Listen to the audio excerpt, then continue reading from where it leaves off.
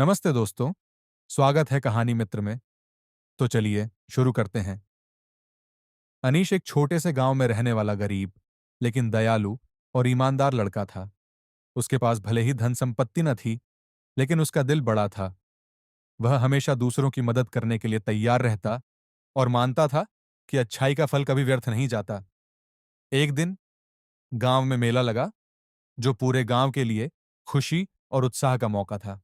अनीश ने कई महीनों तक मेहनत करके कुछ पैसे बचाए थे, ताकि वह अपनी मां के लिए चूड़ियां और घर के लिए जरूरी सामान खरीद सके। उत्साहित होकर वह मेले की ओर निकल पड़ा। रास्ते में उसने देखा कि एक बूढ़ी महिला गिर पड़ी है। उसका घड़ा टूट गया था और वह दर्द से कराह रही थी। गांव के लोग उसकी तरफ देखे बिना आगे बढ़ रहे थे, लेकिन अनीश रुक गया। उसने तुरंत अपना झोला नीचे रखा, बूढ़ी महिला को सहारा दिया और उसके टूटे घड़े के टुकड़े समेटने लगा। महिला बहुत कमजोर थी। अनीश ने उसे उसके घर तक पहुंचाने का फैसला किया। रास्ते में महिला ने उससे पूछा, बेटा, तुमने अपना मेला छोड़कर मेरी मदद क्यों की? अनीश ने मुस्कुराते हुए जवाब दिया, मां, मेला तो हर साल आएगा, लेकिन इंसानियत का मौका रोज नहीं मिलता। महिला ने उसकी इस निःस्वार्थ मदद पर आशीर्वाद देते हुए कहा, तुम्हारी यह अच्छाई तुम्हें एक दिन बड़े मुकाम तक पहुंचाएगी। भगवान तुम्हारा भला करेंगे। महिला को घर छोड़ने के बाद अनीश मेला पहुंचा।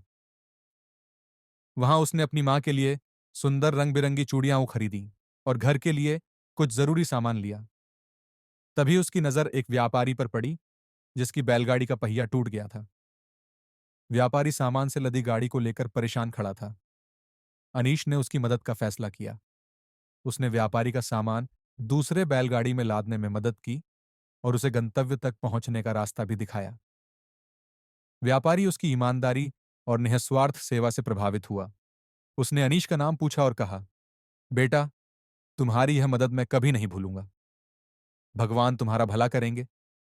कुछ दिनों बाद वही व्यापारी गांव में वापस आया।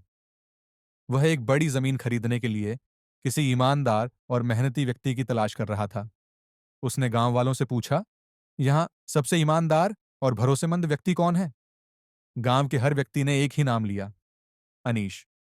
व्यापारी ने अनीश से मुलाकात की और उसे अपने व्यापार में काम करने का प्रस्ताव दिया। यह सुनकर अनीश की आंखों में खुशी के आंसू आ गए। उसने इस मौके को स्वीकार किया और अपने काम में पूरी मेहनत और लगन से जुट गया।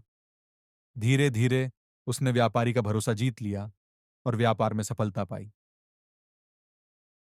अनीश की कहानी हमें सिखाती है कि कर्म कभी व्यर्थ नहीं जाता। जो अच्छाई हम दूसरों के लिए करते हैं, वह किसी न किसी रूप में हमारे पास लौट कर आती है। सच्चाई, ईमानदारी और दूसरों की मदद करने का स्वभाव इंसान को हर कठिनाई से ऊपर उठा सकता है।